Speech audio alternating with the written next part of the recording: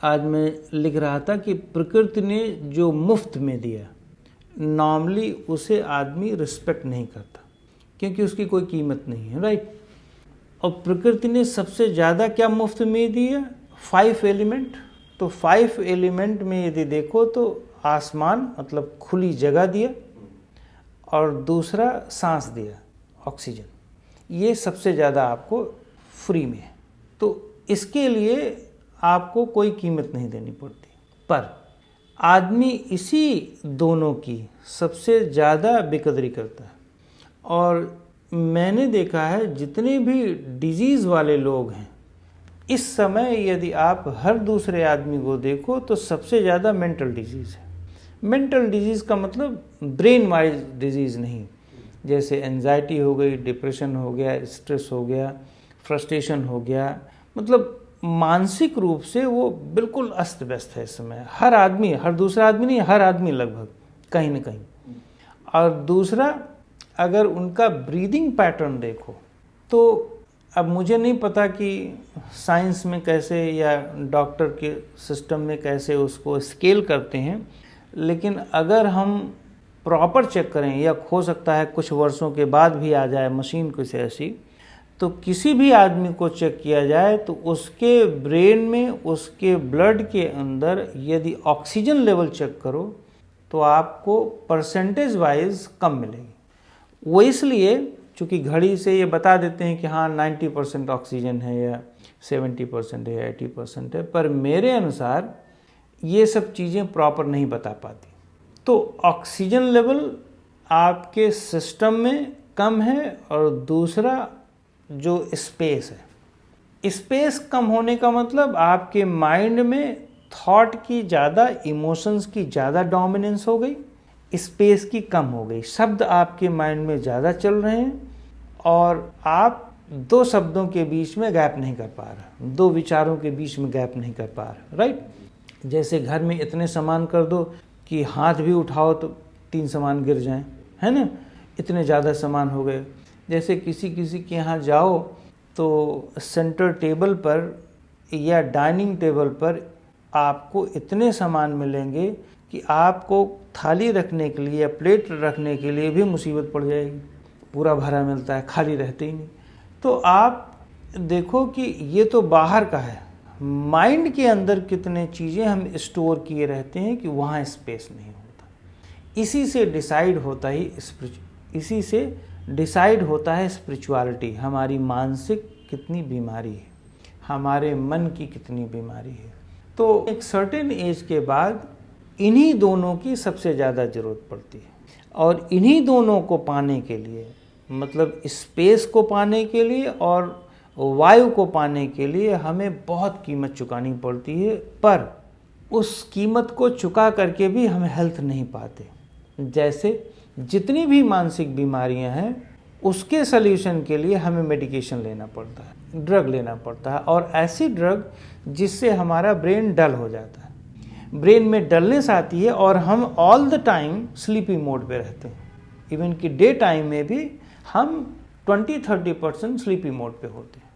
अब हमारी कंसंट्रेशन भी गई, हम अवेक नहीं हैं, हम अलर्ट नहीं हैं, हम किसी से प्रॉपर बात नहीं कर पा रहे हैं, हम ना काम कर पा रहे हैं। तो 20-30% अगर आदमी स्लीपी मोड पर है दिन में, तो वो काम क्या करेगा। इवन कि जो न्यूरोलॉजिस्ट हैं या साइकियाट्रिस्ट लोग हैं, वो आपको इतनी हाई डोज पे डाल देते हैं कि 50-60% आप स्लीपी मोड पर होते हैं। आप कुछ काम तक नहीं कर सकते, आप दिन भर सोए रहते हैं। वो क्यों? क्योंकि आपका ब्रेन अब इतना ड्रगी हो गया है, आपकी नाड़ियाँ, आपकी नर्वस सिस्टम को इतना डल कर दिया गया है कि कोई भी थॉट वहाँ पर चल ही नहीं पा रहा। आखिर आप स्पेस ही तो चाह रहे थे, लेकिन स्पेस नेचुरल वे में नहीं ले पाए, आप अब ड्रग से ले रहे हो। पहले क्या था, किसी को बहुत ज़्यादा डिजीजेज होती थी तो आपको जैसे भांग दे दिया जाता था, कुछ ऐसी नेचुरल हर्ब दे दी जाती थी। पर पहले भी लोग भंगेड़ी हो जाया करते थे, वो बेचारे थॉट से बचने के लिए भांग ही खाने लगते थे। ज़्यादातर लोग भंगेड़ी रहते थे। अपने यहाँ कुछ ऐसे पर्व भी आते थे, उसमें भांग लोग खाया करते थे, वहाँ थोड़ा सा आनंद लेने के लिए ठीक है, समझ में आता है, पर लोग भंगेड़ी होते थे। लेकिन वो भी नुकसानदायक ही तो था ही ना। पर अगर हर्ब के फॉर्म में ले रहे हो कुछ दिनों तक तो समझ में आता है। लेकिन चाहे वो नेचुरल हर्ब ही क्यों ना हो, अगर आप उस स्पेस को पाने के लिए आप उसका यूज़ कर रहे हो नेचुरल हर्ब का भी, तब भी वो हार्मफुल है। इसलिए क्योंकि आप अपने इच्छा से अपने अनुसार आप नहीं कर रहे हो, आप उस स्टेट को पाने के लिए, उस स्पेस को पाने के लिए, उस सेटिस्फैक्शन को पाने के लिए एक ड्रग ले रहे हो, एक आउटसाइड कंटेंट का हेल्प ले रहे हो। तो कुछ दिनों के लिए तो चल सकता है, पर ये परमानेंट नहीं चल सकता। इसीलिए कहते हैं कि जब कोई भी आदमी रोगी आता है, चाहे वो योगी के पास आए, चाहे वो जिसके पास जाए, तो योगी लोग ये देखते हैं कि इसके अंदर किन किन चीज़ों के प्रति रिस्पेक्ट नहीं है, किन किन एलिमेंट्स को इसने रिस्पेक्ट नहीं किया, डिसरिस्पेक्ट किया। अब ज़्यादातर लोग देखो, उनको टेंशन होती है तो सिगरेट पीते हैं और बुद्धिमानी की बहुत बातें करेंगे, इंटेलेक्चुअल बहुत हैं, जितने भी लेफ्टी टाइप के माइंड सेट होते हैं ये दबा के पी रहे होते हैं और रिस्पेक्ट नहीं होती। ये सोशल अवेयरनेस की बहुत बात करेंगे। एक कबीर दास जी के बहुत बड़े भक्त हैं, यहाँ पे प्रोफेसर हैं, वो जब लेक्चर देते हैं तो लेक्चर के पहले 3-4 सिगरेट पी करके आते हैं, तो कबीर दास जी के बारे में बोलते हैं।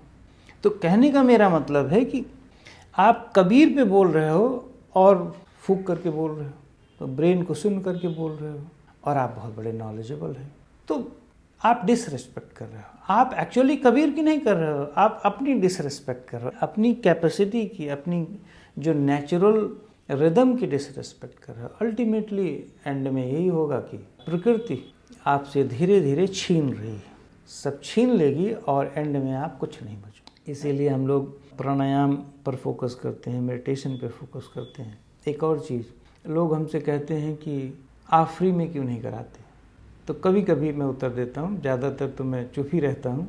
मैं कहता हूँ कि प्रकृति ने ये स्पेस और सांस तो फ्री में दिया है, उसको क्यों नहीं ले लेते। प्रकृति ने तो तुमको दिया ही है, आपने जब फ्री में नहीं लिया तो अब उसको फ्री में नहीं दिया जाना चाहिए तुमको, उसको सबसे हायर लेवल के पेमेंट पे दिया जाना चाहिए तुमको, सबसे कॉस्टली देना चाहिए तुमको, क्योंकि तुम्हें ये पता चलना चाहिए कि ये जो फ्री में तुमको दिया गया, प्रकृति ने दिया था, इसको तुमने डिसरिस्पेक्ट किया। अब जब तुम रोगी हो तो तुम्हें इसकी सबसे ज़्यादा ज़रूरत है और तुम ले नहीं पा रहे हो, तो अब लेने के लिए तुम्हें सबसे ज़्यादा पे करना चाहिए। जब पे करोगे तो तुम्हारी अकल ठीक होगी, क्योंकि तुम्हारा माइंड, तुम्हारे ब्रेन में मनी ज़्यादा घुस गया है, तो अब उसे निकालो, है ना, तभी ठीक होगा।